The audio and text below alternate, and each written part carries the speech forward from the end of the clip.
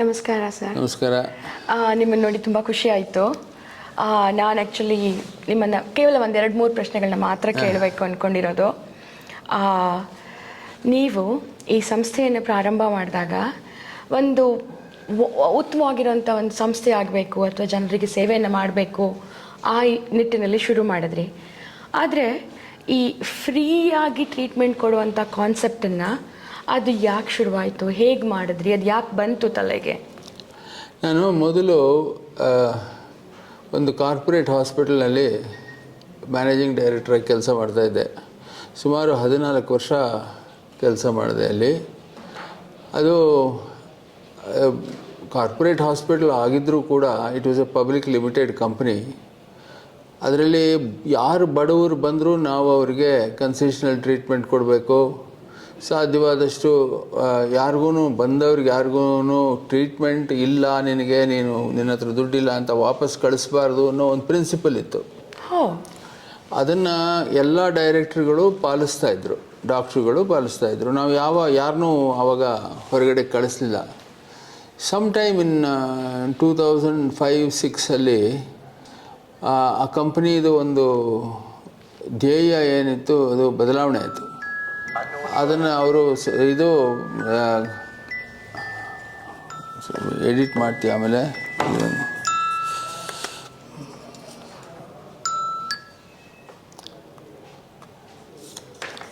Sorry for that. ಇಲ್ಲ ಖಂಡಿತ ತೊಂದರೆ ಇಲ್ಲ.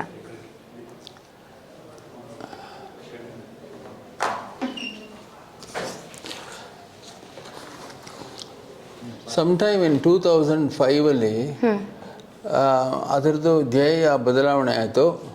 ನಿಜವಾದಂತಹ ಕಾರ್ಪೊರೇಟ್ ಕಲ್ಚರ್ನಲ್ಲಿಗೆ ತರಬೇಕು ಅಂತಂದರು. ಅದರಿಂದ ಚಾರ್ಜಸ್ ಎಲ್ಲ ಜಾಸ್ತಿ ಮಾಡಿದರು. ಹೊರಗಡೆಯಿಂದ ಭಾಳಷ್ಟು ಜನ ಹಣನ ಅದರಲ್ಲಿ ಹೂಡಿದ್ರು, ವೆಂಚರ್ ಕ್ಯಾಪಿಟಲಿಸ್ಟ್ ಎಲ್ಲ. ಸಡನ್ಲಿ ಬಡವರಿಗೆ ಅಲ್ಲಿ ಟ್ರೀಟ್ಮೆಂಟ್ಗೆ ಅವಕಾಶ ಸಿಗಲಿಲ್ಲ. ಆಂಧ್ರದಿಂದ, ಈ ಬಾರ್ಡ್ರಿಂಗ್ ತಮಿಳ್ನಾಡಿಂದ, ಕರ್ನಾಟಕದ ಎಲ್ಲ ಕಡೆಯಿಂದಲೂ ಬರ್ತಾ ಇದ್ದಂತಹ ಬಡವರಿಗೆ ಸಡನ್ನಾಗಿ ಒಂದು ಸ್ವಲ್ಪ ಏಟು ಬಿತ್ತು.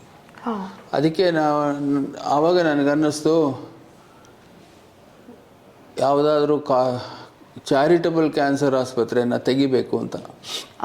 ಅದು ನಿಮಗೆ ಆವಾಗ ನಾನು ಅಲ್ಲಿಂದ ಬಡವ್ರನ್ನ ಬೇರೆ ಬೇರೆ ಹಾಸ್ಪಿಟಲ್ಗಳಲ್ಲಿ ತೊಗೊಂಡೋಗಿ ಆಪ್ರೇಷನ್ ಮಾಡ್ತಾಯಿದ್ದೆ. ಯಾರಿಗೆ ಅಲ್ಲಿ ಆಗಲ್ವೋ, ಕಾರ್ಪೊರೇಟ್ ಹಾಸ್ಪಿಟಲ್ನಲ್ಲಿ ಯಾರಿಗೆ ಟ್ರೀಟ್ಮೆಂಟ್ ಆಗಲ್ಲ ಅಂತ ಹೇಳ್ತಿದ್ರು, ನಮ್ಮ ಹತ್ರ ದುಡ್ಡಿಲ್ಲ ಅಂದರೆ ನಾನು ಬೇರೆ ಚಾರಿಟಬಲ್ ಹಾಸ್ಪಿಟಲ್ಗಳು ಈ ಥರದ ಕಡೆ ಕರ್ಕೊಂಡೋಗಿ ಆಪ್ರೇಷನ್ ಮಾಡೋದಕ್ಕೆ ಶುರು ಮಾಡಿದೆ. ಆದರೆ ನಮ್ಮದೇ ಒಂದು ಚಾರಿಟಬಲ್ ಹಾಸ್ಪಿಟಲ್ ಮಾಡಬೇಕು ಅಂತ ಆವಾಗ ನನಗೆ ಭಾಳ ಸೀರಿಯಸ್ಸಾಗಿ ಅನ್ನಿಸ್ತು. ದೇಶದಲ್ಲಿ ಲೆಸ್ ದೆನ್ 20% ಜನಕ್ಕೆ ಇನ್ಶೂರೆನ್ಸ್ ಇದೆ. ಮಿಕ್ಕಿನಾದವರೆಲ್ಲರೂ they have to pay out of their pockets. Most of the farmers, ರೈತರು ಇವರೆಲ್ಲ seasonal earning ಮಾಡೋದವ್ರದ್ದು.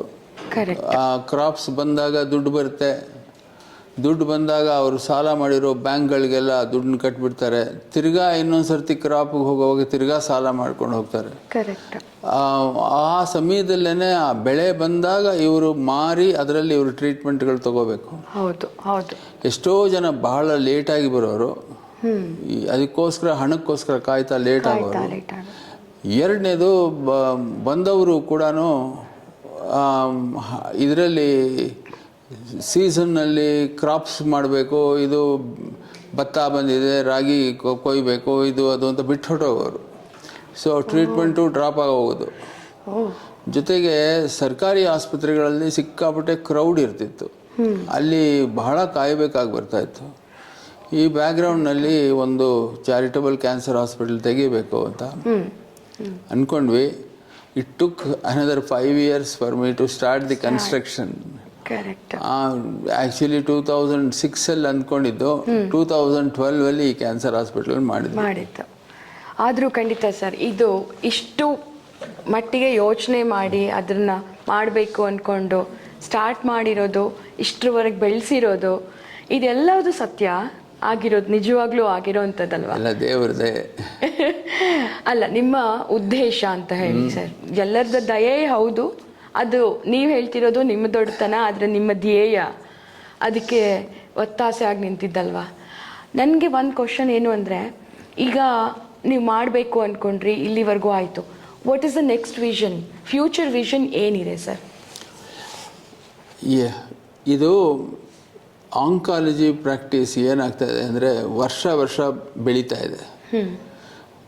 Advances are happening almost every month. New drugs are coming, new treatment options are coming. ನಿಜ ಹೇಳಬೇಕು ಅಂದರೆ 70% of the global expenditure on research on diseases is being spent on cancer research only. ನಿಜ.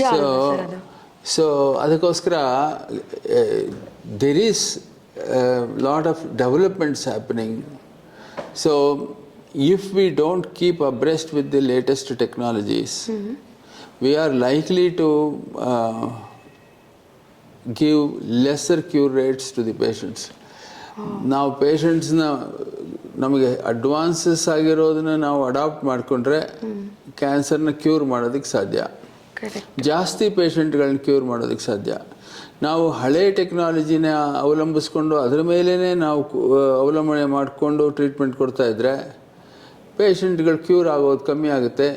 ಆವಾಗ ನಾವು ಪೇಷಂಟ್ಗಳಿಗೆ ನಾವು ಒಳ್ಳೆಯದು ಮಾಡ್ತಾ ಇಲ್ಲ ಅಂತ ಅನ್ನಿಸ್ಬಿಡುತ್ತೆ, ಸರಿಯಾಗಿ ಟ್ರೀಟ್ಮೆಂಟ್, ಕಂಟೆಂಪರರಿ ಟ್ರೀಟ್ಮೆಂಟ್ ಕೊಡ್ತಾ ಇಲ್ಲ ಅನ್ನಿಸ್ಬಿಡುತ್ತೆ. ಪೇಷಂಟಿಗೆ ಅದು ಗೊತ್ತಿರಲ್ಲ, ಡಾಕ್ಟ್ರುಗಳಿಗೆ ಮಾತ್ರ ಗೊತ್ತು. ಆದ್ದರಿಂದ the most important objective is to keep abreast with the latest developments all over the world, what is happening all over the world, and also implement it for our Indian patients here. ಇದು and at an affordable price. This is a challenge. Affordable price ಇದೆಯಲ್ಲ, ಇವಾಗ ಹೊಸ ಹೊಸ ಔಷಧಿಗಳು ಬಹಳ expensive. Insurance ಜನಗಳಲ್ಲಿ ಇಲ್ಲ. ಈ ಕಾರಣದಿಂದ ನಮಗೆ ಒಂದು ಸ್ವಲ್ಪ it will B A problem. But this is one. The second thing is, ಜನಗಳಲ್ಲಿ ಈ ಕ್ಯಾನ್ಸರ್ ಆಸ್ಪತ್ರೆಗಳು ನಾವು ಹಿಂಗೆ ಕಟ್ಕೊಂಡು ಹೋಗ್ತಾ ಇದ್ದರೆ ಪ್ರಯೋಜನ ಇಲ್ಲ. ಕ್ಯಾನ್ಸರ್ ನಮ್ಮ ದೇಶದಲ್ಲಿ ಜಾಸ್ತಿ ಆಗ್ತಾನೆ ಹೋಗುತ್ತೆ. For various reasons. Life style change ಆಗಿದೆ. ಯಂಗ್ಸ್ಟರ್ಸ್ ಎಲ್ಲರೂ they are getting into all kinds of addictions of various chemicals which are likely to cause cancer. Tobacco, alcohol, paan masala, all those things. ಈಗ unless we create a society which is quite aware of this and they can take responsibility of their own lives, correct, we cannot prevent cancer. Cancer prevent ಮಾಡೋದಕ್ಕೆ ಜಾಸ್ತಿ ಹೊಡೆದಾಡಬೇಕಾಗಿದೆ. ಈಗ ಆಸ್ಪತ್ರೆಗಳು ಎಷ್ಟೊಂದು ಕಟ್ಟಕ್ಕಾಗುತ್ತೆ. Cancer ಬಂದ ಮೇಲೆ ಬಹಳ expensive, ಬಹಳ ಕಷ್ಟ. ಕ್ಯಾನ್ಸರ್ ಬರದೇ ಇರೋ ಹಾಗೆ ಏನಾದರೂ ಮಾಡೋದಕ್ಕೆ ಸಾಧ್ಯ ಆದರೆ ಅದೇ ಒಳ್ಳೆಯದು. ಈಗ ನಾವು ಚಿಂತಾಮಣಿನಲ್ಲಿ, ಗೌರಿಬಿದನೂರಿನಲ್ಲಿ ನಾವು ಇವಾಗ ಒಂದು 2 ಟೌನ್ಗಳನ್ನ ನಾವು ಅಡಾಪ್ಟ್ ಮಾಡ್ಕೊಂಡಿದ್ದೀವಿ. 6.5 ಲಕ್ಷ ಜನನ ನಾವು ಸ್ಕ್ರೀನ್ ಮಾಡಿದ್ದೀವಿ. ಮನೆ ಮನೆಗೂ ಹೋಗಿ ಅದು ಹಿಸ್ಟ್ರಿ ಎಲ್ಲ ತಗೊಂಡಿದ್ದೀವಿ. I think this is for the first time in our country such a massive scale cancer prevention activity is going on. Oh wow. Without excluding anybody. And it will continue for the next 15 years. Okay. ಅಲ್ಲಿ ನಾವು ಮನೆಗಳಿಗೆ ಹೋಗ್ತಾ ಇದ್ದೀವಿ, ಅವ್ರಿಗೆ awareness create ಮಾಡಿದ್ದೀವಿ. ಅವ್ರದ್ದು ಏನು diet ತಗೋತಾರೆ, ಪೆಸ್ಟಿಸೈಡ್ಸ್ ಎಷ್ಟು ಯೂಸ್ ಮಾಡ್ತಾರೆ, ಅವರ ಫ್ಯಾಮಿಲಿ ಹಿಸ್ಟ್ರಿಲ್ ಕ್ಯಾನ್ಸರ್ ಏನಾದರೂ ಇದೆಯಾ, ಆಲ್ ದಿ ಡೆಮೋಗ್ರಾಫಿಕ್ ಡೇಟಾ ಎಲ್ಲನೂ ನಾವು ಕಲೆಕ್ಟ್ ಮಾಡ್ಕೊಂಡಿದ್ದೀವಿ. ಆಮೇಲೆ ಈಗ ಅಲ್ಲಿ ಯಾರಿಗಾದ್ರೂ ಕ್ಯಾನ್ಸರ್ ಬಂದರೆ ಅವ್ರನ್ನ ಇಮಿಡಿಯೇಟಾಗಿ ಇಲ್ಲಿ ಕರ್ಕೊಂಡ್ಬಂದು ಫ್ರೀಯಾಗಿ ಟ್ರೀಟ್ಮೆಂಟ್ ಕೊಡ್ತಾ ಇದ್ದೀವಿ. ಈಗ ಲಾಸ್ಟ್ 2 ಇಯರ್ಸ್ನಲ್ಲಿ 180 ಜನಕ್ಕೂ ಹೆಚ್ಚಾಗಿ ಕ್ಯಾನ್ಸರ್ ಪೇಷಂಟ್ಸ್ನ ಟ್ರೀಟ್ ಮಾಡಿದ್ದೀವಿ. ಅಲ್ಲಿಂದಾನೆ 6.5 ಲಕ್ಷ ಜನದಲ್ಲಿ ಒಂದು 200 ಜನಕ್ಕೆ ಪ್ರೀ ಕ್ಯಾನ್ಸರಸ್ ಕಂಡೀಷನ್ಸ್ನ ಆಪರೇಟ್ ಮಾಡಿದ್ದೀವಿ ಆಗಲೇ. ಸೊ ಎಷ್ಟೊಂದು ಪ್ರಿವೆಂಟ್ ಮಾಡೋಕ್ಕಾಗಿದೆ. ಸೊ ಇದನ್ನು ಪ್ರಿವೆಂಟ್ ಮಾಡೋಕ್ಕಾಗಿದೆ. Correct. So I think there is lot of questions raised. ಇಷ್ಟೆಲ್ಲ ನೀವು ಎಫರ್ಟ್ ಮಾಡ್ತೀರಾ, ಬರೀ 180 ಜನನ್ನೇ ಕಂಡುಹಿಡಿದಿರೋದು ಅಂತ ಹೇಳ್ತಾರೆ. ಆದರೆ ಇದು ಬರೀ ಕ್ಯಾನ್ಸರ್ ಅರ್ಲಿ ಡಿಟೆಕ್ಷನ್ ಒಂದೇ ಅಲ್ಲ, ಆಲ್ ರೌಂಡ್ 360 ಡಿಗ್ರೀಸ್, ಅಂದರೆ ಸರ್ವತೋಮುಖವಾಗಿ. ಒಂದು ಕಡೆ ಅವರಿಗೆ ಎಜುಕೇಷನ್ ಮಾಡೋದು, ಕರೆಕ್ಟ್, ಇನ್ನೊಂದು ಕಡೆ ಡಿ ಅಡಿಕ್ಷನ್ ಪ್ರೋಗ್ರಾಮ್ಸ್ ಮಾಡೋದು, ಮೂರನೇದು ಚೆಕಪ್ ಮಾಡಿ ಹೈ ರಿಸ್ಕ್ ಗ್ರೂಪ್ ಪೇಷಂಟ್ಸ್ನ, for example human papilloma virus ಇರೋರಿಗೆ ಕ್ಯಾನ್ಸರ್ ಸರ್ವಿಕ್ಸ್ ಬರೋ ಚಾನ್ಸಸ್ ಇರುತ್ತೆ, ಅವ್ರನ್ನ ಡಿಟೆಕ್ಟ್ ಮಾಡಿ ಅವ್ರಿಗೆ ಸಜೆಷನ್ಸು ಇದು ಟ್ರೀಟ್ಮೆಂಟು ಕೊಡೋದು. ಆಮೇಲೆ ಯಂಗ್ಸ್ಟರ್ಸ್ಗೆ between the ages of 13 and 18 or 19 years vaccine ಕೊಡೋದಕ್ಕೆ ಅಡ್ವೈಸ್ ಮಾಡೋದು. More than anything, making groups of people, asking them to go for health insurance of their choice. So that ಏನಾಗುತ್ತೆ ಅಂದರೆ ಎಲ್ಲರ ಹತ್ರನೂ ಎಲ್ಲ ಸಮಯದಲ್ಲೂ ದುಡ್ಡಿರುತ್ತೆ ಅಂತ ಹೇಳೋಕ್ಕಾಗಲ್ಲ. ಕರೆಕ್ಟ್, ಹೌದು. ಇವರು ಒಂದು ಗ್ರೂಪ್ನವ್ರು, ಒಂದು ಕಮ್ಯುನಿಟಿ, ಒಂದು ರಿಲೇಟಿವ್ಸ್ದೇ ಒಂದು ಗ್ರೂಪ್ ಇರ್ಬೋದು, ಒಂದು ಹಳ್ಳಿನಲ್ಲಿರೋ ಜನಗಳದೇ ಒಂದು ಗ್ರೂಪ್ ಇರ್ಬೋದು, ಒಂದು ದೇವಸ್ಥಾನದಲ್ಲಿ ಇರ್ತಕ್ಕಂಥ ಗ್ರೂಪೇ ಇರ್ಬೋದು, 200 ಜನ 150 ಜನ. ಅವರು ಹೋಗಿ ಇನ್ಶೂರೆನ್ಸ್ ಕಂಪ್ನಿಗಳ ಜೊತೆ ನೆಗೋಷಿಯೇಟ್ ಮಾಡಿ ಇನ್ಶೂರೆನ್ಸ್ ತಗೊಂಡ್ರೆ 5 ಲಕ್ಷಕ್ಕೋ 10 ಲಕ್ಷಕ್ಕೋ ಅವ್ರಿಗೆ ಜಾಸ್ತಿ ದುಡ್ಡು ಆಗಲಾರದು. ದೇ ಕ್ಯಾನ್ ನೆಗೋಷಿಯೇಟ್ ಮಾಡ್ಬೋದು. ಹೌದು. ಕ್ಯಾನ್ಸರ್ಗೆ ಒಂದಕ್ಕೆ ಅಲ್ಲ, ಕ್ಯಾನ್ಸರ್ ಬಂದರೆ ಅದಕ್ಕೆ ಇಷ್ಟು ಬಹಳ ದುಡ್ಡು ಎಳೆಯುತ್ತೆ. ಬಟ್ ಚಿಕ್ಕ ಪುಟ್ಟ ಬೇರೆ ಆಪರೇಷನ್ಗಳಿಗೂ ಅದಾಗುತ್ತೆ. ಕರೆಕ್ಟ್, ಹೌದು. ಸೊ ಇದನ್ನು ಕೂಡ ಅವರಿಗೆ ಅಡ್ವೈಸ್ ಮಾಡ್ತಾ ಇದ್ದೀವಿ. ಅಂದರೆ what we are doing is we are ಆ ಹಳ್ಳಿಲಿರೋರನ್ನೇ ನಾವು ಫೀಲ್ಡ್ ವರ್ಕರ್ಸ್ ಆಗಿ ತಗೊಂಡು ಅವ್ರಿಗೆ ಎಜುಕೇಷನ್ ಕೊಟ್ಟು ಅವ್ರಿಗೆ ಸಂಬಳ ಕೊಟ್ಟು ಅವ್ರ ಕೈಯಲ್ಲಿ ಈ ಕ್ಯಾನ್ಸರ್ ಪ್ರಿವೆನ್ಷನ್ ಆಕ್ಟಿವಿಟೀಸ್ ಮಾಡಿಸೋದ್ರಿಂದ ಅವರು ಎಲ್ಲರೂ they are now quite aware about cancer and other diseases including diabetes.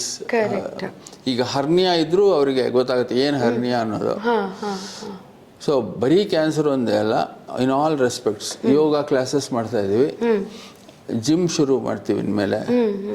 So ಇದರಲ್ಲಿ ಏನಾಗುತ್ತೆ ಅಂದರೆ our intervention is so strong that ಹಳ್ಳಿನಲ್ಲಿರೋರು ಎಲ್ಲೆಲ್ಲೋ ಬೇರೆ ಬೇರೆ ನಮ್ಮ ಕೆಲಸ ಅವ್ರವ್ರ ಮಾಡ್ಕೊಂಡು ಒಬ್ರಿಗೊಬ್ರು ಸರಿಯಾಗಿ ಮಾತಾಡದೆ ಇರ್ತಕ್ಕಂಥ ಅವ್ರು ಇವಾಗ ಒಂದ್ ಕಡೆ ಬಂದು ಮಾತಾಡ್ತಾರೆ. ನಾವು they are exchanging their views, they are becoming one together. And now I want to see them in this way, so that they can take care of their health and they can become responsible. ಈ ಆಕ್ಟಿವಿಟಿನ ನಾವು ಬಹಳ intensive ಆಗಿ ಮಾಡ್ತಾ ಇದ್ದೀವಿ. It has actually given us very good results also. So ಮುಂದೆ ಏನು ಮಾಡೋದು ಅಂದರೆ next 15 yearsಗೆ this is one area. It is enabling the society to take care of itself. Correct. Be less dependent on the government schemes and other things. Correct. And third thing is to make sure that they get optimum treatment at a very early stage. That is such a... So these are the things. ಇದು ಈ 2 ತಾಲೂಕಿನಲ್ಲಿರೋ 6.5 ಲಕ್ಷ ಜನದಲ್ಲಿ ಇದು ಬಹಳ ಚೆನ್ನಾಗಿ ಮೂಡಿ ಬರ್ತಾ ಇದೆ. Correct. ಅದು success ಆದರೆ I think that will be one of the greatest things that can happen to our country in terms of in the cancer prevention arena. That's such a, I mean, ಎಷ್ಟು ಅಂದರೆ ಉತ್ತಮವಾಗಿರೋಂಥ vision ಅಂದರೆ, because ಒಂದು ವ್ಯಕ್ತಿ ಅವ್ರ ಸುತ್ತಮುತ್ತಲಿನ ಜನಕ್ಕೆ ಅದ್ರ ತಿಳುವಳಿಕೆ ಕೊಟ್ಟು ಅವ್ರಿಗೆ ಅರ್ಥ ಆಯಿತು ಅಂದರೆ ಎಷ್ಟೊಂದು ಬದಲಾವಣೆಗಳಾಗ್ಬೋದು ಸಮಾಜದಲ್ಲಿರೋರು. ನನಗನ್ಸೋದ್ರ ಮಟ್ಟಿಗೆ ಐ ಥಿಂಕ್ ಸಮಾಜದಲ್ಲಿರೋರು ವಿ ಆರ್ ಆಲ್ ಇಂಟರ್ಡಿಪೆಂಡೆಂಟ್. ಹೌದು, ಖಂಡಿತ. Sharing risks is also one way. Correct, ಹೌದು. ನನಗೆ ಕ್ಯಾನ್ಸರ್ ಬರಲ್ಲ, ಅವ್ರಿಗೆ ಮಾತ್ರ ಇನ್ನೊಬ್ಬನಿಗೆ ಬರೋದು ಅನ್ನೋ ಮನೋಭಾವ ತಪ್ಪಾಗುತ್ತೆ. ಯಾಕೆಂದ್ರೆ ಯಾರಿಗೆ ಯಾವಾಗ ಬರುತ್ತೋ ಗೊತ್ತಿಲ್ಲ. ಹೌದು. ಅದಕ್ಕೆ ಈಗ ನಾನೇನೇ ಟ್ರೀಟ್ಮೆಂಟ್ ತಗೋಬೇಕು ಅಂದರೆ 10 ಲಕ್ಷ 12 ಲಕ್ಷ ಖರ್ಚು ಮಾಡಬೇಕು ಅಂದ್ರೆ ಕಷ್ಟ ಆಗ್ಬೋದು. ಹೌದು ಹೌದು. ಅದರಲ್ಲಿ 500 ಜನ ಸೇರಿ ಸ್ವಲ್ಪ ಸ್ವಲ್ಪ ದುಡ್ಡು ಹಾಕಿದ್ರೆ ಕರೆಕ್ಟ್ ಯಾರಿಗೆ ಬಂದರೂ ಆಗುತ್ತೆ. ಇದು ಕರೆಕ್ಟ್. ಇದು ಧರ್ಮದ ಪ್ರಕಾರ ಇದು ಶೇರಿಂಗ್ ದಿ ಋಣ. But at the same time ಯಾರು ಟ್ರೀಟ್ಮೆಂಟ್ ತಗೊಳ್ತಾನೋ ಇನ್ಶೂರೆನ್ಸ್ನಲ್ಲಿ ಅವನಿಗೆ ಇಟ್ಸೆ ಋಣ. ಹೌದು. ಅವನ 500 ಜನದ್ದು ಸ್ವಲ್ಪ ಸ್ವಲ್ಪ ದುಡ್ಡು.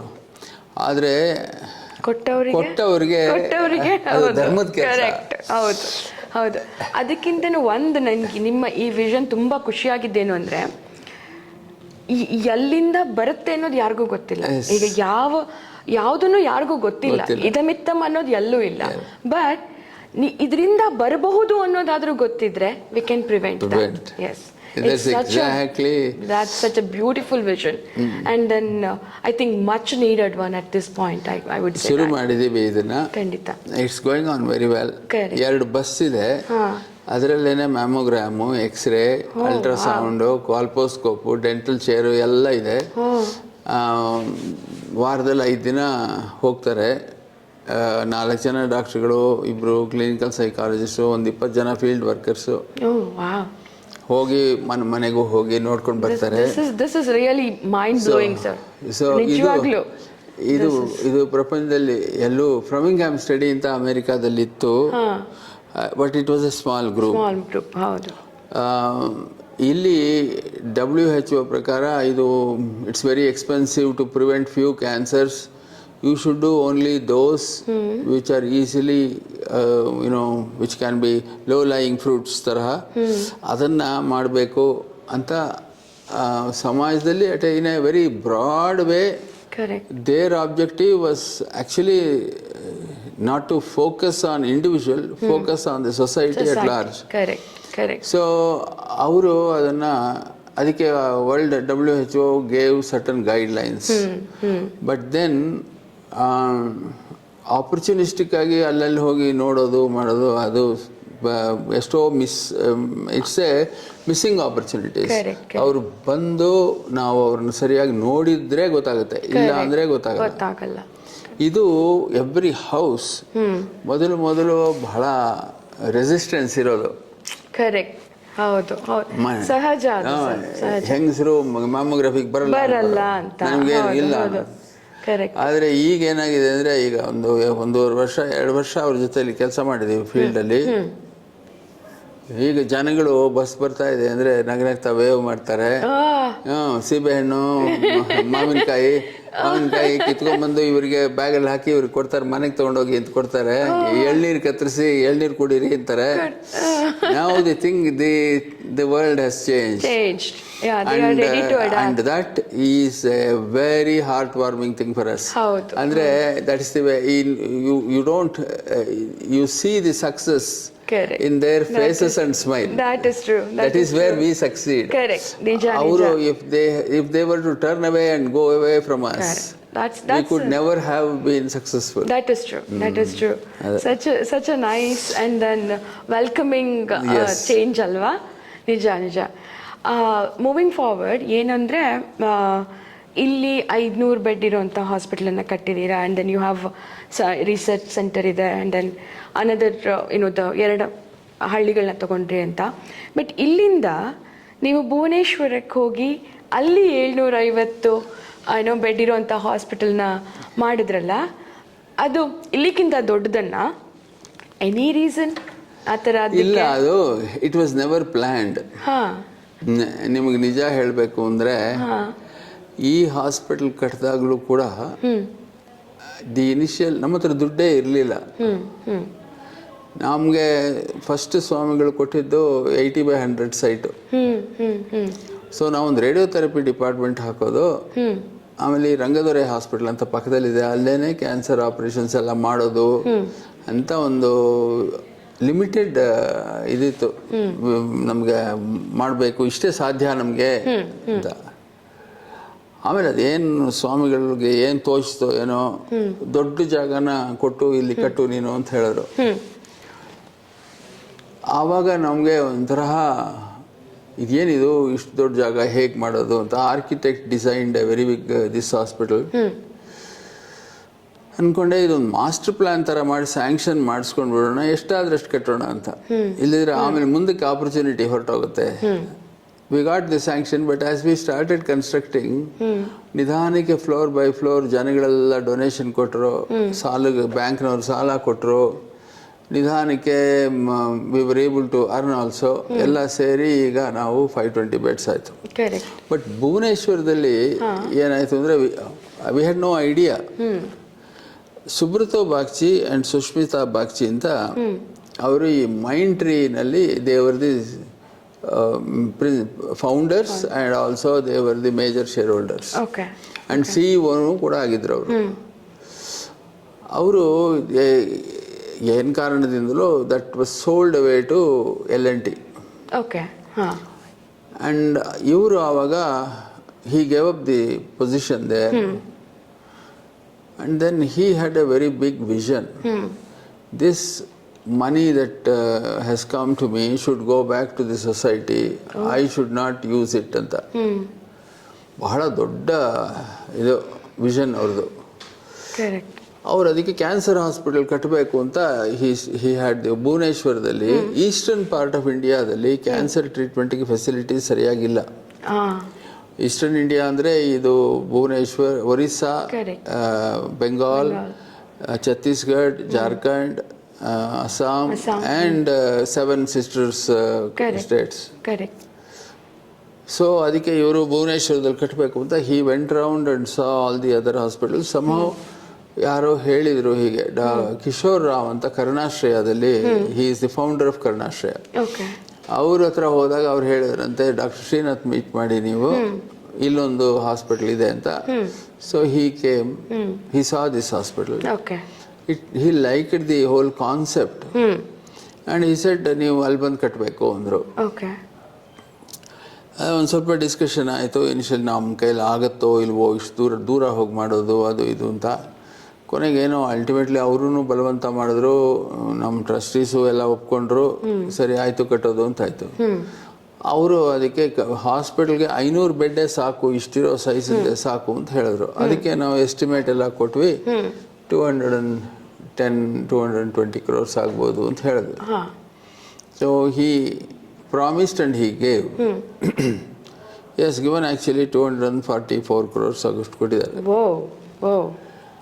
ಸೊ ಆದರೆ ಏನಾಯಿತು ಅಂದರೆ ಅದು 500 ಬೆಡ್ಸ್ ಆಗೋದು ಅಲ್ಲಿ ಚೀಫ್ ಮಿನಿಸ್ಟ್ರು, ಆಗಿನ ಚೀಫ್ ಮಿನಿಸ್ಟ್ರು ಅನೌನ್ಸ್ ಮಾಡಿದ್ರು 750 ಬೆಡ್ಸ್ ಆಸ್ಪತ್ರೆ ಕಟ್ತಾ ಇದ್ದಾರೆ ಅಂತ. It all came in the news papers. So ನಮಗೊಂದು ಸ್ವಲ್ಪ ಹಿಂದೇಟಾಯಿತು. ಹೆಂಗೆ ಇದು again it is almost half the cost will increase ಆಗುತ್ತೆ. ಹೌದು. So it automatically the whole cost will go up to about 320-330 crores. That's correct. So ಹೆಂಗೆ ಇದು ಅಂತ ಕೊನೆಗೆ ಏನೋ ದೇವ್ರದೇ ಅವ್ರ ಬಾಯಲ್ಲಿ ಬಂದ್ಬಿಟ್ಟಿದೆ. ಶಾರದಮ್ಮನವರು, ಶೃಂಗೇರಿ ಶಾರದಮ್ಮನವ್ರದ್ದು ಕೃಪೆ ಇದೆ, ಅದು ಆಗುತ್ತೆ ಅಂತ ಅನ್ಕೊಂಡು ಧೈರ್ಯವಾಗಿ ಎಸ್ ಅಂದ್ಬಿಟ್ಟು ಕಟ್ಟೋಕೆ ಶುರು ಮಾಡಿದ್ವಿ.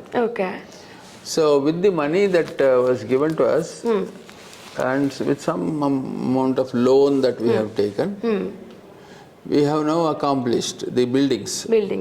Outpatient block, inpatient block, ಆಮೇಲೆ ಅಲ್ಲಿ ಒಂದು ಸರ್ವಿಸ್ ಬಿಲ್ಡಿಂಗು, ಆಮೇಲೆ ಡಾಕ್ಟ್ರುಗಳಿಗೆ ಒಂದು 25 ರೂಮ್ಸು, ಕಿಚನ್ನು, ಇದಿಷ್ಟು ಕಟ್ಟಿದ್ದೀವಿ. ಈಗ nursing quarters, nursing college, auditorium, class rooms, research centre, ಆಮೇಲೆ ಇನ್ನು ಡಾಕ್ಟ್ರುಗಳಿಗೆ ಫ್ಯಾಮಿಲಿ ಅಕಾಮಿಡೇಷನ್ ಎಲ್ಲ ಆಗಬೇಕು. ಅಲ್ಲಿ ಇನ್ನೊಂದೇನು ಮಾಡಿದ್ದೀವಿ ಅಂದರೆ 300 ರೂಮ್ಸು ಏರ್ ಕಂಡೀಷನ್ಡ್ 300 ರೂಮ್ಸ್ ಕಟ್ಟಿದ್ದೀವಿ. 100 ರೂಮ್ಸ್ ಈಚ್ ಇನ್ 3 ಬಿಲ್ಡಿಂಗ್ಸ್. ಅಂದರೆ ನಮಗೆ ಅವಾಗೇನು ಅನ್ನಿಸ್ತು ಅಂದರೆ ಡ್ಯೂರಿಂಗ್ ದಿ ಕನ್ಸ್ಟ್ರಕ್ಷನ್ ಪೀರಿಯಡ್,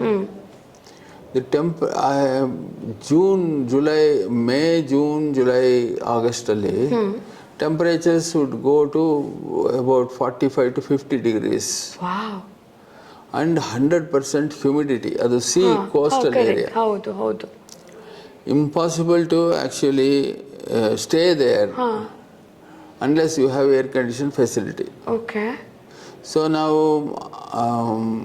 ಕೆಲವು areas of the hospital air condition ಮಾಡಬೇಕು ಅಂತ ಮಾಡಿದ್ದಿದ್ದು original plan. We decided we will complete do the whole hospital air condition ಅಂತ. ಓಕೆ, ಅದನ್ನು ಮಾಡಿದ್ವಿ. Okay okay. ಅದಾದಮೇಲೆ ಅನ್ನಿಸ್ತು ಅಂದರೆ ದೂರದಿಂದ ಬರೋರು 500 ಕಿಲೋಮೀಟರ್ಸು 800 ಕಿಲೋಮೀಟರ್ಸ್ ದೂರದಿಂದ ಬರೋವಂಥವ್ರಿಗೆ, ಬಡವರಿಗೆ ಅಲ್ಲಿ ಇಳ್ಕೊಳ್ಳೋದು ಅಂದರೆ 2,000-3,000 ರುಪೀಸ್ ಪರ್ ಡೇ ಕೊಡಬೇಕು. ಇಲ್ಲ ಅಂದರೆ ಅವರು ಇದರಲ್ಲಿ ಬಸ್ಗಳಲ್ಲಿ ಇದರಲ್ಲಿ ಬಂದಿರ್ತಾರೆ, ಏರ್ ಕಂಡೀಷನ್ ಇರುತ್ತೋ ಹೇಗೋ, ಕೀಮೊಥೆರಪಿ ತೊಗೊಂಡವ್ರಿಗೆ, ರೇಡಿಯೋಥೆರಪಿ ತೊಗೊಂಡವ್ರಿಗೆ ನುಂಗೋಕ್ಕಾಗಲ್ಲ, ಡಿಹೈಡ್ರೇಷನ್ ಆಗಿಬಿಟ್ಟಿರುತ್ತೆ. ಅವ್ರಿಗೆ ಹಾಸ್ಪಿಟಲ್ನ ಅಡ್ಮಿಟ್ ಮಾಡ್ಕೊಳ್ಳೋದು ಇದು ಅಂದರೆ it will be more expensive for them. ಅದಕ್ಕೆ ಇದು ಒಂದು 300 ರೂಮ್ಸ್ ಇದ್ದರೆ they can directly come, check in there, take bath, have food and then come to the hospital. ಇದರಲ್ಲಿ ಪುಣ್ಯ ಕ್ಷೇತ್ರಗಳಲ್ಲಿ ಧರ್ಮಶಾಲೆಗಳಿರುತ್ತಲ್ಲ ಆ ಥರ. ಈಗ ಒಂದು 100 ರೂಮ್ಸು 300 ರೂಮ್ಸ್ ಕನ್ಸ್ಟ್ರಕ್ಷನ್ ನಡೀತಾ ಇದೆ. ಅದಕ್ಕೂ ಬಾಕ್ಸಿಯವರೇ ದುಡ್ಡು ಕೊಟ್ಟರು. ಅದರಲ್ಲಿ ಒಂದು 100 ರೂಮ್ಸ್ನ ಇನ್ನೊಂದು 2 ಮಂತ್ಸ್ನಲ್ಲಿ ಏಪ್ರಿಲ್ನಲ್ಲಿ ಬಿಸಿಲು ಅಲ್ಲಿ ಶುರು ಆಗೋದಕ್ಕೆ ಮುಂಚೆ ಇನಾಗ್ಯುರೇಷನ್ ಮಾಡಿ ಜನಗಳಿಗೆ ಕೊಡಬೇಕು ಅಂತ ಭಾಳ ಪ್ರಯತ್ನ ನಡೀತಾ ಇದೆ. ಆಗಿದೆ, ಈಗೆಲ್ಲ ಪ್ಲಾಸ್ಟ್ರಿಂಗು ಎಲೆಕ್ಟ್ರಿಕಲ್ ವರ್ಕು ನಡೀತಾ ಇದೆ. ಇನ್ನೊಂದು 2 ಮಂತ್ಸ್ನಲ್ಲಿ ಆಗುತ್ತೆ. ಸೊ ಅಲ್ಲಿ ಹಿಂಗಾಗಿ ಅಲ್ಲಿ 750 ಬೆಡ್ಸು, ಇದೊಂದು 300 ರೂಮ್ಸು, 22 acres ಲ್ಯಾಂಡ್. ಸೊ ಬಹಳ ಯೂನಿವರ್ಸಿಟಿ ಕ್ಯಾಂಪಸ್ ಥರ ಚೆನ್ನಾಗಿದೆ ಅದು.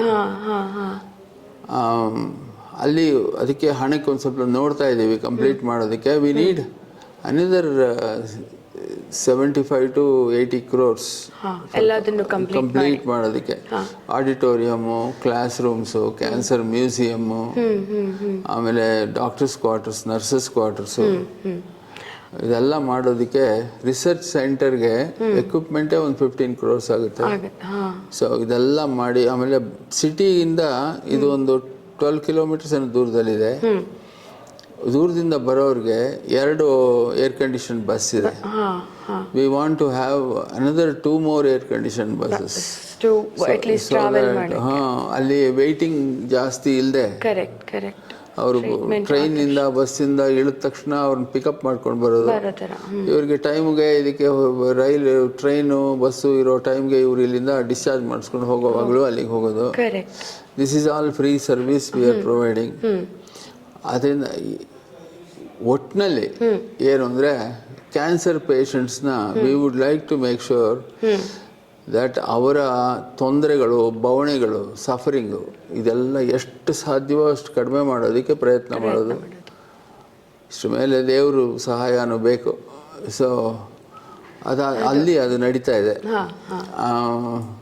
It's coming up extremely well. ಅಲ್ಲೂ ಒಳ್ಳೊಳ್ಳೆ ಡಾಕ್ಟ್ರುಗಳಿದ್ದಾರೆ. So work is going. So I mean ನಾನು I don't want to drag you more. I know ನೀವು ಪಾಪ ತುಂಬ ಬ್ಯುಸಿ ಇದ್ದೀರಾ ಅಂತ. ಕಪಲ್ ಆಫ್ ಅದರ್ ಒಂದು ಚಿಕ್ಕ ಚಿಕ್ಕ ಕ್ವಶನ್ಸು. ಒಂದು, ನೀವು ಹೇಗೆ ಮ್ಯಾನೇಜ್ ಮಾಡ್ತೀರಾ? ಬಿಕಾಸ್ ನೀವು ಇಲ್ಲಿಯೂ ಆಪ್ರೇಷನ್ ಇವಾಗ ನಾನು ಬರೋವಾಗಲೂ ನೀವು ಆಪ್ರೇಷನಲ್ಲಿದ್ದಿರಿ ಆ್ಯಂಡ್ ದೆನ್ ಅಲ್ಲೂ ಹೋಗ್ತೀರಾ. So how are you managing your schedules? ಅಲ್ಲಿ ತಿಂಗಳಲ್ಲಿ ಒಂದು 10 days ಅಲ್ಲಿರ್ತೀನಿ ನಾನು. Okay okay. ಅಲ್ಲಿ this is the time when lot of developments are happening. New equipments are all landing there. New doctors are, for example, in the month of first week of February, 12 doctors are joining, consultants are joining. Bone marrow transplantation department is getting inaugurated next month, February nalli. Okay. ಆಮೇಲೆ lot of new equipment are all coming there. ಅದು install ಆಗಬೇಕು ಪೇಷಂಟ್ಸ್ಗೆ. ಆಮೇಲೆ ಪೇಷಂಟ್ಸ್ಗೆ streamline ಆಗಬೇಕು treatment. Correct. ಅದಕ್ಕೆಲ್ಲ processes ಎಲ್ಲ ಇಲ್ಲಿ ಹೇಗೆ ನಡೆಯುತ್ತೋ ಹಾಗೆ ಅಲ್ಲಿ ಪ್ರೋಸೆಸಸ್ ಎಲ್ಲ ಮಾಡಿದ್ದೀವಿ. ಆದರೆ ಅಲ್ಲಿ ಟ್ರೈನಿಂಗ್ ಕೊಡೋದು ಇಟ್ ಈಸ್ ಟೇಕಿಂಗ್ ಟೈಮ್. ಇಲ್ಲಿ ಸ್ಕಿಲ್ಸ್ ಇರೋಂತಹ ಜನ ಸಿಗೋದು ಬಹಳ ಅಪರೂಪ, ಕಷ್ಟ. ಎಲ್ಲರೂ ನರ್ಸಸ್ಸಿಂದ ಹಿಡಿದು, ಈಗ ಫಾರ್ ಎಕ್ಸಾಂಪಲ್ ಇಲ್ಲಿ the whole patient data is captured in digital form. There is no paper. Yes that so ಅದರಿಂದ ಏನಾಗುತ್ತೆ ಅಂದರೆ images, lab reports, patient photographs, operation photographs ಎಲ್ಲನೂ ಒಂದೇ ಕ್ಯಾಪ್ಸೂಲ್ನಲ್ಲಿ ಇದೆ. ಹೌದು. ಸೊ ಯಾವ ಡಾಕ್ಟ್ರ್ ಬೇಕಾದರೂ ಅದನ್ನು ನೋಡಿ ಕ್ವಿಕ್ಕಾಗಿ ಅದನ್ನು ನಾವು ಇಲ್ಲಿ ಹೇಳ್ಕೊಡ್ಬೇಕಾದ್ರೆ we had skilled people who were appointed and who trained the nurses. ಇದರಲ್ಲೇನಾಗುತ್ತೆ, ನರ್ಸಸ್ಸು, ಫ್ರಂಟ್ ಆಫೀಸ್ನವರು, laboratory technicians, they are not aware of they are not computer savvy, they don't know. ನಾವು ಅವರಿಗೆಲ್ಲ ಹೇಳ್ಕೊಡ್ಬೇಕು ಇದನ್ನ. ಆಮೇಲೆ ಸಾಫ್ಟ್ವೇರ್ನಲ್ಲೂ ಕೂಡ ಎವ್ರಿ ಮಂತ್ 2 months ಅಪ್ಗ್ರೇಡ್ ಆಗ್ತಾ ಇರುತ್ತೆ. ಇವರು ಅದಕ್ಕೆ ಸರಿಯಾಗಿ ಇಮಿಡಿಯೇಟ್ ಆಗಿ ಅಡಾಪ್ಟ್ ಆಗಬೇಕು. ಸೊ ಸಮ್ಹೌ ಇಲ್ಲಿರೋರಿಗೆ ಅದು ಒಂಥರ ಸೆಟ್ ಆಗೋಗಿದೆ. ಬಟ್ ಅಲ್ಲಿ ಇನ್ನೂ ಎಲ್ಲ ಹೊಸದು. ಹೌದು. ಅಲ್ಲಿ ಕಂಪ್ಯೂಟರ್ ಡಿಪ್ಲೊಮಾಗಳು ಅಂತ ಮಾಡ್ಕೊಂಡಿರ್ತಾರೆ, ಬಟ್ ಅವ್ರಿಗೇನು ಗೊತ್ತೇ ಇರಲ್ಲ. ಏನಾಗಿರುತ್ತೆ ಅಂದರೆ ಇಷ್ಟೇ, ಕಂಪ್ಯೂಟರ್ ಡಿಪ್ಲೊಮಾನ ಯಾವಾಗಲೂ 5-6 ವರ್ಷದ ಹಿಂದೆ ಮಾಡ್ಕೊಂಡಿರ್ತಾರೆ. ಆಮೇಲೆ ಅವ್ರಿಗೆ ಯಾವುದು ಕಂಪ್ಯೂಟರ್ ಅವ್ರ ಕೈಯಲ್ಲಿ ಇರೋದೇ ಇಲ್ಲ. ಸರ್ಟಿಫಿಕೇಟ್ ಒಂದಿರುತ್ತೆ, ಬಟ್ ಕಂಪ್ಯೂಟರ್ ಎಲ್ಲ ಮರ್ತು ಬಿಟ್ಟಿರ್ತಾರೆ. ಈಗ ಆಲ್ ಓವರ್ ಅಗೇನ್ ತಿರ್ಗಾ ಅವ್ರು ರೀಸ್ಟಾರ್ಟ್ ಮಾಡ್ಬೇಕು. ಅದರಿಂದ ಅಲ್ಲಿ it is taking little bit time. ಅದಕ್ಕೆ ತಿಂಗಳಲ್ಲಿ 2 ಸರ್ತಿ ಅಲ್ಲಿ ಹೋಗ್ತೀನಿ. ಮಿಕ್ಕಿದ್ದೊಂದು 20 days ಇಲ್ಲಿರ್ತೀನಿ, 10 days ಅಲ್ಲಿರ್ತೀನಿ. ಇನ್ನು ಸ್ವಲ್ಪ, ಬಟ್ ಅಲ್ಲಿನೂ ಅಡ್ಮಿನಿಸ್ಟ್ರೇಟರ್ಸು ಇವರು ಎಲ್ಲ ಇದ್ದಾರೆ. ಒಂದೇನು ಅಂದರೆ every information is now available on my mobile. Live, it is being captured live. So I can actually see everything. ಹಾಗಿರೋದ್ರಿಂದ ನನಗೆ ಅಷ್ಟು ಟೆನ್ಷನ್ ಇಲ್ಲ. That is nice to hear. Actually ನಿಮ್ಗೆ ಅಷ್ಟು ಒಳ್ಳೆ ಸಪೋರ್ಟ್ ಇದೆ ಅನ್ನೋದು ಕೇಳಿ ಖುಷಿ ಆಗುತ್ತೆ. ಅದು ಯಾಕಂದರೆ ಅದಿಲ್ಲದೆ ಇದ್ರೆ ಕಷ್ಟ ಆಗುತ್ತೆ. ಹೌದು. ಒಂದು ಲಾಸ್ಟ್ ಕ್ವಶನ್ನು, ಇವಾಗ ಇಲ್ಲೂ ಫ್ರೀ ಟ್ರೀಟ್ಮೆಂಟ್ ಕೊಡ್ತೀರಾ ಆ್ಯಂಡ್ ಅಲ್ಲೂ ಫ್ರೀ ಟ್ರೀಟ್ಮೆಂಟ್ ಕೊಡ್ತೀರಾ. ಸೊ ಈ ಫ್ರೀ ಟ್ರೀಟ್ಮೆಂಟಿಗೆ ಹೇಗೆ ಜನರನ್ನ ಸೆಲೆಕ್ಟ್ ಮಾಡ್ತೀರಾ? ಓಕೆ, ಅದು ಆಬ್ವಿಯಸ್ಲಿ ಫ್ರೀ ಕೊಡ್ತಾರೆ ಅಂದರೆ ಎಲ್ಲರೂ ಬರ್ತಾರೆ. ಅದು ಕೆಟ್ಟದ್ದಲ್ಲ, ಜನಗಳ ಮನೋಭಾವ ಅದು. But it is not a bad thing. ಖಂಡಿತ. ಆದರೆ ಬಹಳ ಜನ ಬರೋರಲ್ಲಿ ಕೆಲವರು ಮಾತ್ರ ಎಲಿಜಿಬಲ್ ಆಗಿರ್ತಾರೆ. ಸೆಲೆಕ್ಟ್ ಮಾಡೋದು ನಮ್ಗೊಂದು ಸ್ವಲ್ಪ ಕಷ್ಟ ಆಗುತ್ತೆ. ಅದಕ್ಕೊಂದು ಚಾರಿಟಿ ಸೆಲ್ ಅಂತ ಮಾಡಿದ್ದೀವಿ. ಆ್ಯಂಡ್ ಅದು ಒಂದು they will audit the whole patients financial status. Questionnaire ಇದೆ, ಡೀಟೇಲ್ ಕ್ವಶ್ಚನೇರ್. ಅದನ್ನು ನೋಡಿಕೊಂಡು ನಮ್ಮದು ಕ್ರೈಟೀರಿಯಾ ಇದೆ ಕೆಲವು. At least 4 they have to follow. One, the patient should be poor. ಅದು ಪಾವರ್ಟಿ ಅನ್ನೋದು ಹೇಗೆ ಅಂದರೆ ಅದು the charity cell will actually determine. For example, if there are 6 people in the house and only one member is earning, even if he is earning 40,000 rupees, that family is poor. That is true. But ಗೌರ್ಮೆಂಟಲ್ಲಿ ಹೇಗಿದೆ ಅಂದರೆ ವರ್ಷಕ್ಕೆ 2 ಲಕ್ಷ ರೂಪಾಯಿಗಿಂತ ಕಡಿಮೆ ಇದ್ದರೆ BPL ಏನೋ ಒಂದು criteria. But ಇಲ್ಲಿ ಹೇಗಾಗುತ್ತೆ ಅಂದರೆ ನಾವು ದುಡ್ಡು, is he capable of under going treatment, can he spend the money ಅನ್ನೋದಕ್ಕೆ ಡಿಟರ್ಮಿನ್ ಮಾಡಬೇಕಾದ್ರೆ ದಿ ಹೋಲ್ ಇದನ್ನು ತಗೋಬೇಕು. So we have created one is poverty. That is a relative term. Second thing is, it should be highly curable cancer. If it is, ಅದರಲ್ಲಿ ನಾವೇನಾದ್ರೂ ಅವನು ನಾವು ಆಗಲ್ಲ ಅಂತ ಹೇಳಿ ಏನಾದರೂ ಹೇಳಿದ್ರೆ, ಅಥವಾ ಅವನಿಗೆ ಗೊತ್ತಿಲ್ಲದೆ ಇದ್ರೆ ಆಸ್ಪತ್ರೆಯಿಂದ ಆಸ್ಪತ್ರೆಗೆ ಅಲಿತಾ 3-4 ತಿಂಗಳು ಡಿಲೇ ಮಾಡಿದ್ರೆ ಅದು ಇನಾಪರಬಲ್ ಆಗಿಬಿಡುತ್ತೆ. He will lose the chance of cure. Cure ಆಗುವಂಥ ಇದಾನೆ ಅಂದರೆ ಅವನು ದುಡ್ಡು ಇದೆಯೋ ಇಲ್ವೋ, we will try and entice him and get partly ಎಷ್ಟು ಕೊಡೋಕ್ಕಾಗುತ್ತೋ ಅಷ್ಟು ತೊಗೊಂಡು ನಾವು ಟ್ರೀಟ್ಮೆಂಟ್ ಅಂತ ಮುಗಿಸ್ಬಿಡ್ತೀವಿ. ಮೂರನೇದು, if he is the lone earning member of the family and everybody is dependent on him, we don't want him or the family to go through the suffering. We want to treat him quickly and put him back to his work. Correct. and he will be with the family. With the family. This is the third criteria. ಹಾಂ. ನಾಲ್ಕನೇದು children. ಚಿಲ್ಡ್ರನ್ನಲ್ಲಿ cancer cure rates are almost 80%. Correct. ಹೌದು. ಸೊ ಮಕ್ಕಳಿಗೆ ಸಾಧ್ಯವಾದಷ್ಟು ತಂದೆ ತಾಯಿ ನಮ್ಗೆ ಆಗುತ್ತೆ ಅಂದರೆ ನಾವು ಸುಮ್ಮನೆ ಇರ್ತೀವಿ, ನಮ್ಗೆ ಆಗೋಲ್ಲ ಅಂದರೆ ನಾವು we will not even say anything, will just say ಬನ್ನಿ ಅಡ್ಮಿಟ್ ಆಗಿ ಟ್ರೀಟ್ಮೆಂಟ್ ತೊಗೊಂಡೋಗಿ ಅಂತ ಹೇಳ್ತೀವಿ. Okay okay. ಇದು ಒಂದು. ಹಾಂ. ಇನ್ನೊಂದೇನು ಅಂದರೆ ದೇರ್ ಇಸ್ ಆಲ್ವೇಸ್ ಈ ಫೈನಾನ್ಷಿಯಲ್ ಸಪೋರ್ಟ್ ಏನಿದೆ ಇದು is a relative to the treatment cost that are involve. For example, ಈಗ ಬೋನ್ ಮ್ಯಾರೋ ಟ್ರಾನ್ಸ್ಪ್ಲಾಂಟೇಷನ್ ಮಾಡಿಸ್ಕೋಬೇಕು ಅಂತಂದರೆ bone marrow transplantation has very good cure rates, almost 50%. ನಾವು ಅದಕ್ಕೆ ಕಾಸ್ಟಿಂಗ್ ಮಾಡಿದ್ದೀವಿ. It comes to about 14 lakhs or so. ಓಕೆ. ಬೇರೆ ಹಾಸ್ಪಿಟಲ್ಗಳಲ್ಲಿ 25 to 30 lakhs ಆಗುತ್ತೆ. ನಮ್ಮ ಹಾಸ್ಪಿಟಲ್ನಲ್ಲಿ it comes to about 14 lakhs. ನಾವು ಇದು ಪೇಷಂಟ್ಗೆ ನಾವು 14 lakhs ಅಂದರೆ ಅವನು ಬರೋದೇ ಇಲ್ಲ, ಪೇಷಂಟು ಮನೇಲಿ ಇಟ್ಕೊಂಡು ಪೇಷಂಟ್ ಸತ್ತೋಗ್ತಾನೆ. ಕರೆಕ್ಟ್. ಯಾಕೆಂದರೆ ಅವನಿಗೆ that cost itself will be so prohibitive that it will inhibit his mind to even think. That is true. So ಇವಾಗ ನಾವು ಹೇಳ್ತಾ ಇರೋದು 14 lakhs, ನೀನು ಒಂದು ಸ್ವಲ್ಪ ಅರೇಂಜ್ ಮಾಡು, ನಾವು ಡೊನೇಷನ್ಸ್ ರೈಸ್ ಮಾಡ್ತೀವಿ, ನಮ್ಮ ಪ್ರಾಫಿಟ್ ಹಾಸ್ಪಿಟಲ್ ಅರ್ನಿಂಗ್ಸಿಂದ ಒಂದು ಸ್ವಲ್ಪ ಹಾಕ್ತೀವಿ. ಅದು ಮಾಡೋದ್ರಿಂದ ನಿನಗೆ you will be able to bear and still undergo bone marrow transplantation ಅಂತ ಹೇಳ್ತೀವಿ. ಹಾಗಾಗಿ ಏನಾಗುತ್ತೆ, ನಾವು ಒಂದು 3-4 lakhs ಹಾಕ್ತೀವಿ, ಬೇರೆ ಕಡೆಯಿಂದ ಅವನನ್ನು ರೈಸ್ ಮಾಡ್ತಾನೆ. ನಾವು Indian cancer society, Shankara cancer foundation USA ಎಲ್ಲ ಕಡೆಯಿಂದ ಇಲ್ಲೊಂದು 2 ಲಕ್ಷ, ಅಲ್ಲೊಂದು 3 ಲಕ್ಷ, ಇಲ್ಲೊಂದು 2 ಲಕ್ಷ ಮಾಡಿ V somehow we will make sure that the treatment is completed. ನಾವು ಇದೇನಾಗುತ್ತೆ ಅಂದರೆ this is we also cannot as a charitable hospital spend all the 14 lakhs from our money. Correct. That is true. So ಹಾಗಾಗಿ this is something that everybody will come together and do it. Correct. ಈಗಾಗಲೇ ಒಂದು 160 bone marrow ಟ್ರಾನ್ಸ್ಪ್ಲಾಂಟೇಷನ್ಸ್ ಮಾಡಿದ್ವಿ last 2 yearsನಲ್ಲಿ.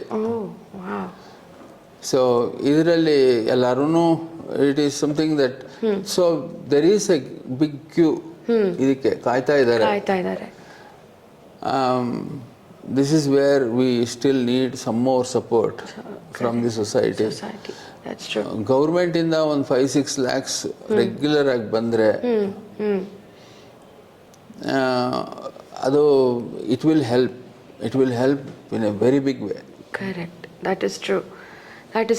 I mean, it's ಏನು ಹೇಳಬೇಕು, it's always there is a big ocean, we are just doing one and drops of that ಅಷ್ಟೇ ಅಲ್ವಾ? Absolutely. That's what it's happening. ಹೌದು.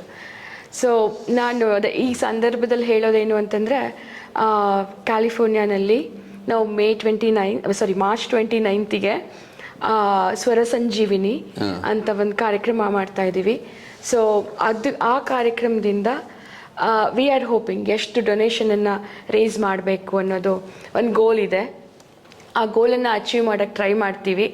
ನಮ್ಮ ಕಡೆಯಿಂದ ಆಗೋವಂಥ ಸಪೋರ್ಟನ್ನು ನಾವು ಮಾಡ್ತೀವಿ ಅಂತ ಹೇಳಕ್ಕೆ ಸಂತೋಷ ಆಗುತ್ತೆ, ಖುಷಿ ಆಗುತ್ತೆ. ನೀವೆಲ್ಲರೂ ಅಲ್ಲಿ ಇದ್ಕೊಂಡು ಬಹಳ ಮಾಡ್ತಾನೇ ಇದ್ದೀರಿ. I mean we are from our patients, from our staff and also our trustees, I am very grateful to all of you working in USA. ನೀವು with all the difficulties of working there, you take up these projects, you do Swara Sanjeevani and so many other programs very frequently and raise the funds which is to support our cancer patients here. All I can say is I wish you all the best. Thank you. ನಿಮ್ಮ ಆರೋಗ್ಯನ ಎಲ್ಲ ನೋಡ್ಕೊಳ್ಳಿ. ಇಲ್ಲಿ ಇವರು ಅದನ್ನೇ ಹಾರೈಸ್ತಾರೆ, ನೀವು ಅಲ್ಲಿ ದೂರದಲ್ಲಿದ್ದೀರಾ, ಸುಖವಾಗಿರಬೇಕು, ಸಂತೋಷವಾಗಿರಬೇಕು. And you are already doing whatever is possible from your side and we are very grateful to you. Thank you. Thank you, sir. Thank you. Thank you.